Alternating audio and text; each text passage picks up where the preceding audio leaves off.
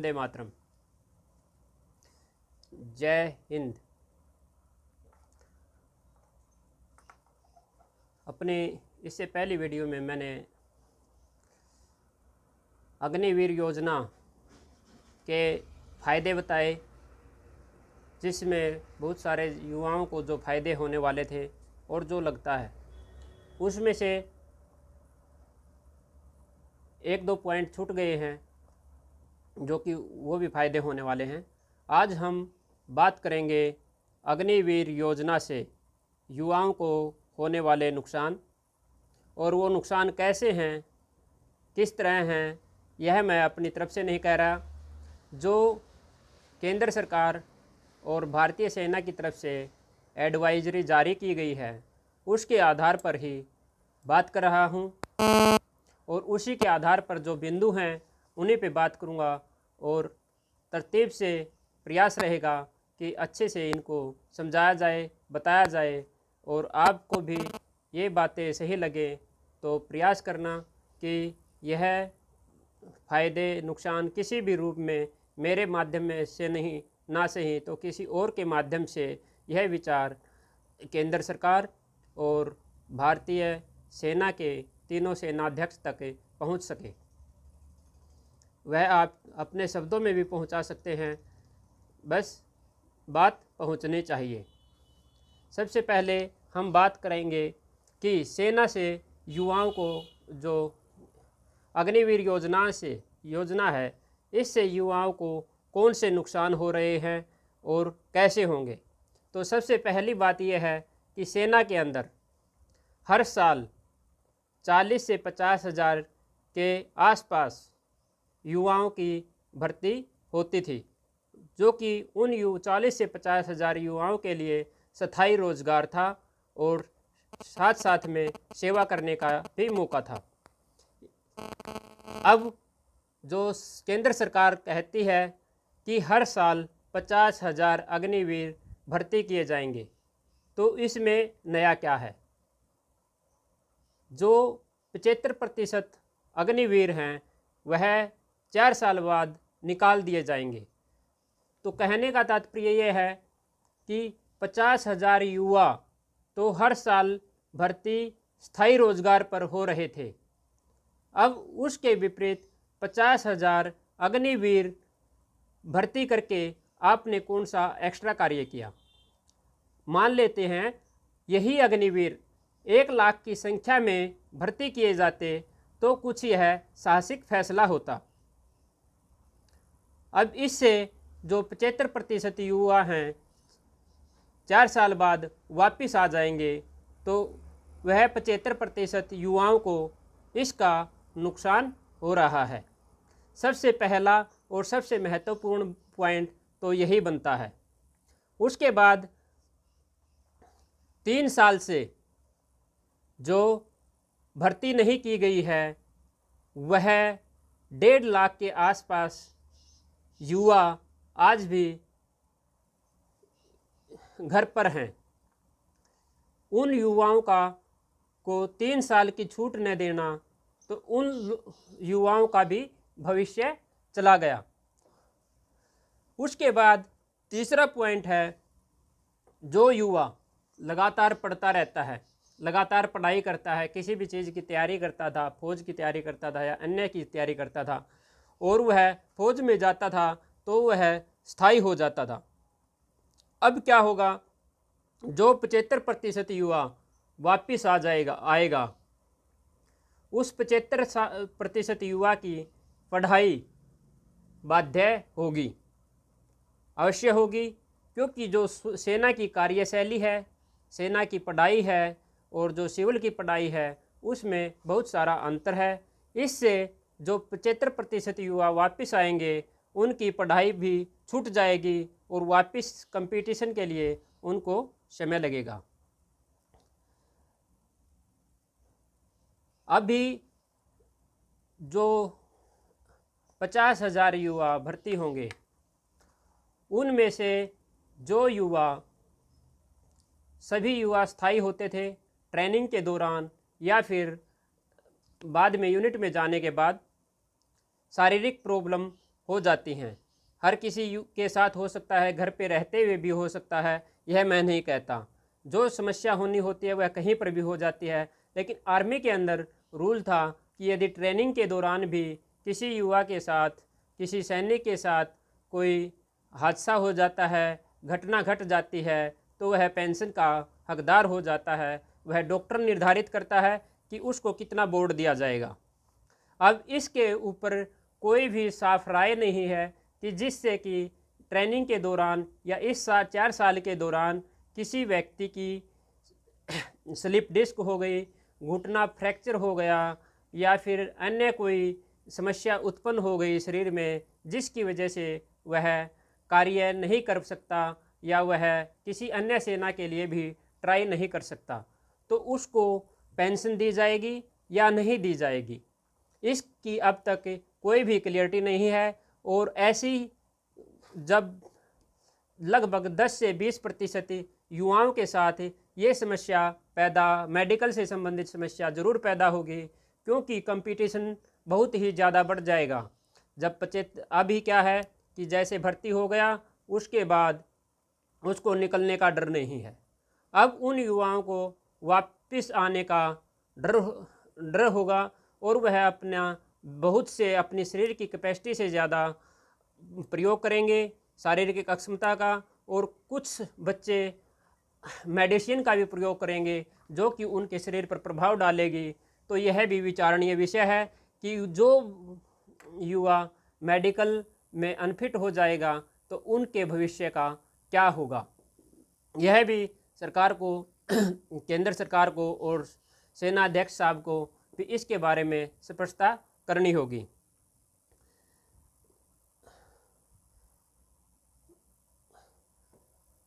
अभी एक समस्या हो रहेगी कि क्वालिटी होते हुए भी जो युवा बाहर आएगा, क्यों? आज जिसके अंदर जो सामर्थ्य है और जिस सामर्थ्य के बल पर वह एक्सीलेंट के बल पर वह भर्ती हो रहा है, 4 साल बाद उसके साथ कंपटीशन करने वाला कोई युवा किसी शारीरिक अक्षमता से कमज़ोर पड़ सकता है।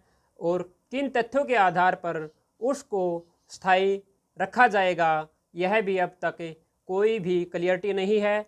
कौन उसको स्थायी, क्या यूनिट उसको स्थायी तो रखेगी, सेंटर उसको स्थायी रखेगा, या कौन निर्धारित करेगा कि यह युवा, यह सैनिक, यह अग्निवीर इसके योग्य है कि इसको सेना में रखा जाए परमानेंट, या फिर निकाल दिया जाए। 4 साल बाद जब वह युवा सेना से, यह तो पक्का है कि 100% युवाओं में से 100 के 100 तो नहीं रखे जाएंगे, उनमें से 75% युवा वापस आएंगे, अग्निवीर आएंगे।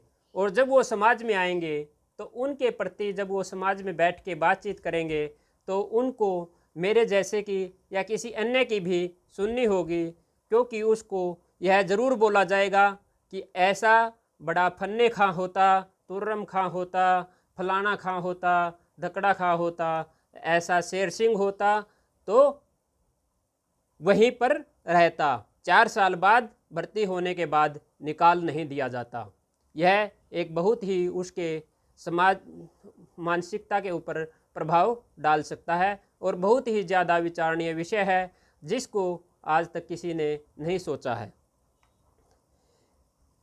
जो युवा 4 साल सेना में रहेंगे उनके पास अनुभव होगा, फिजिकल क्वालिटी होगी, इसमें कोई दो राय नहीं है। उसके पास बहुत सारा अनुभव होगा, समस्याओं से जूझने का एक्सपीरियंस होगा।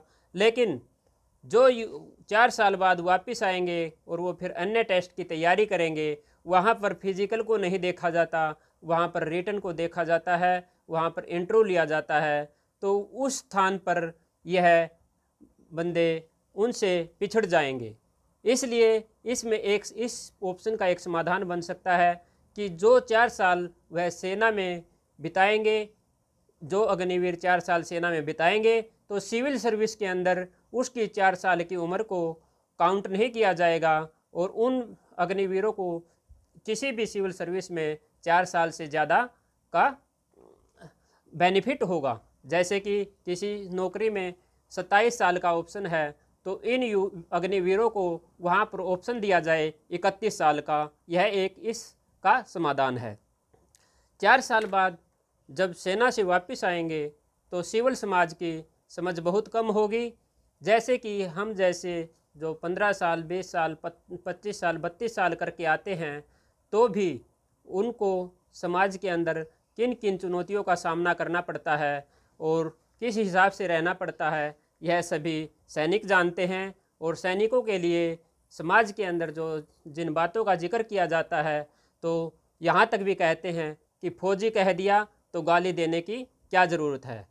तो इनको समाज में एक साथ बढ़ने के लिए या समाज से आगे निकलने के लिए यहाँ पर भी इनको नुकसान होगा कि जो 4 साल को ये सेना को देंगे तो समाज 4 साल के अंदर बहुत सारा बदल जाएगा।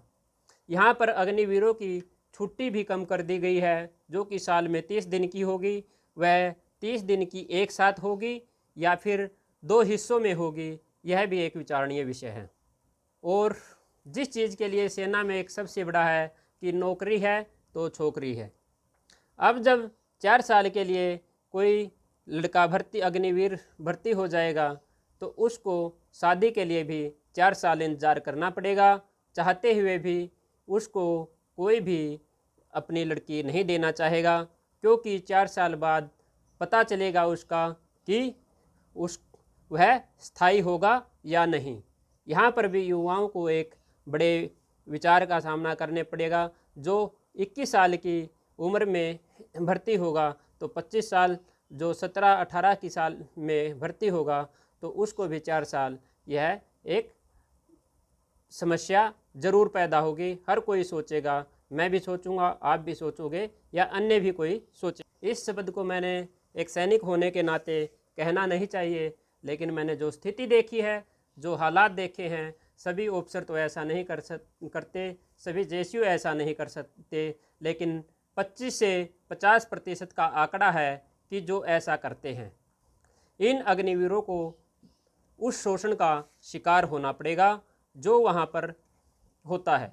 जैसे कि आज जेसीओ भी एक उस व्यक्ति को बना दिया जाता है जिसने साहब के पास के कुत्ते को अच्छे से घुमाया है, साहब के घर पे अच्छे से सेवा की है, सब्ज़ी लाया है या अन्य बहुत सी चीज़ें हैं जिनका मैं जिक्र नहीं करूँगा। वह हर कोई एक सैनिक जानता है जिसने सेना के अंदर रह लिया या सेना के आसपास के एरिया में रहता है। वह हर कोई सिविलियन भी जानता है कि जवान बहुत सारे काम वो करते हैं जो उनको ऑथराइज ही नहीं है। समाधान की बात में इसके बारे में पूरा जिक्र करूँगा। जब कहते हैं कि किसी न किसी को तो मंगल पांडे या भगत सिंह बनना ही होगा, तो आज के टाइम पर भी चुप रहना मेरे लिए, मुझे यह सही नहीं लगता। और मेरे साथ ही बाकी अन्य एक्स सर्विसमैन को भी कहूँगा कि यह जवानों की लड़ाई लड़ने का और देश की लड़ाई लड़ने का और उसको बेहतर भविष्य देने के का एक सुनहरा अवसर है, और इस बात को रखने का सुनहरा अवसर है। उन तमाम जेसीओआर्स को इस आवाज़ को उठाना चाहिए और खुल के इसके ऊपर बात करनी चाहिए। राजनीतिकरण सेना का हमने नहीं किया, सेना का राजनीतिकरण करने वाले भी यही अधिकारी हैं जिन्होंने जवानों के बारे में, मध्य वर्ग के बारे में, सामान्य वर्ग के बारे में सोचे बगैर ही यह इतना बड़ा फैसला ले लिया। तो अब उसके ऊपर चर्चा करने का उत्तरदायित्व हमारा भी बनता है। अंतिम और सबसे महत्वपूर्ण बिंदु, कहते हैं कि जिसको पैसा कमाना है वह आईएएस की तैयारी करो, आईपीएस की तैयारी करो, फलाना ढिमकाना। और हमारे अधिकारीगण भी कहते हैं, कुछ नेता भी कहते हैं कि इस सेना को रोजगार का साधन न समझा जाए। और क्यों नहीं समझा जाए?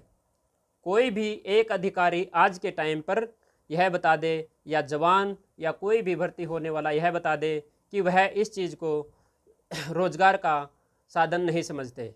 यह बात अलग है कि हमारे युवाओं में, हमारे सैनिकों के अंदर, चाहे वह किसी भी रैंक पर हो, उस रोजगार के साथ साथ सेवा का भी जुनून होता है, और इसीलिए वह यह ऑप्शन तैयार करते हैं, सुनते हैं कि मुझे सेना में जाना है, ताकि मैं देश सेवा के साथ साथ अपने परिवार का, अपना पेट पाल सकूं और समाज के अंदर मुझे प्रशंसा का पात्र बन सकूं, सम्मान का पात्र बन सकूं। यह कोई नहीं कह सकता कि मैं केवल सेवा के लिए सेना को ज्वाइन कर रहा हूं।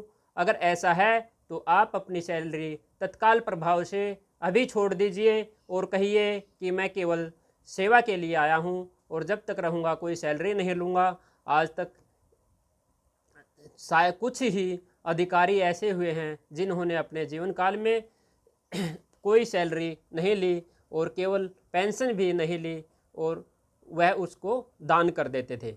आप में भी वो जज्बा है, आप में भी वो जुनून है, तो आप सेना को रोजगार का पैसा कार्य नहीं मानते तो आप भी तत्काल प्रभाव से छोड़ दीजिए। और उन वरिष्ठ अधिकारियों को जिनकी 50 साल से उम्र हो गई और वह अग्निवीर योजना का समर्थन कर रहे हैं, उनको भी यह संदेश देना चाहूँगा और उनसे भी यह प्रार्थना करना चाहूँगा कि वह भी तत्काल प्रभाव से सेना को युवा करें और सबसे पहले अपने पद से वीआरएस लें और पेंशन आ जाएं। जब हमारे वीके सिंह साहब जो कि यह आज बोलते हैं कि जिसको जाना है तो जाओ, नहीं तो मत जाओ, ये वही वीके सिंह साहब हैं जिन्होंने अपनी 6 महीने के लिए सेना को के सभी चीज़ों को ताक पे रख दिया था और सिविल कोर्ट में चले गए थे। इतने बड़े अधिकारी होते हुए जो कि बहुत ज़्यादा बातें बोलते थे, बहुत सारी चीज़ें दूसरों को समझाते थे, लेकिन जैसे ही एमपी बन गए उसके बाद इनका पता नहीं चला, इन्होंने किसी के हक की लड़ाई नहीं लड़ी। तो ऐसे लोगों के लिए, ऐसे अधिकारियों के लिए जो सलूट के योग्य हैं, सम्मान के योग्य हैं, तो उनके साथ मेरी कोई भावनाएं नहीं है। यह मेरा निजी और पर्सनल विचार है, किसी का कोई इसके ऊपर दबाव नहीं है। जो मैंने तथ्य रखे हैं, अगर ये धरातल पर नहीं हो और ऐसी स्थिति नहीं हो तो उसके लिए आप मेरे ऊपर जो भी एक्शन ले सकते हैं, लेना चाहे ले सकते हैं। इसके बाद आज अपनी पहली वीडियो में मैंने बताया कि अग्निवीर योजना से अग्निवीरों को होने वाला लाभ। आज मैंने अग्निवीर योजनाओं से युवाओं को होने वाले जो नुकसान हैं, जो धरातल पर हैं, वह बताए हैं, गिनाए हैं। अभी जो नेक्स्ट होगा उसमें मेरा प्रयास होगा कि अग्निवीर योजना से देश को क्या फ़ायदा होगा और क्या नुकसान होगा, और यह भी मैं तथ्यों के हिसाब से धरातल पे जो चीज़ें हैं उसके आधार पर ही बात करूँगा।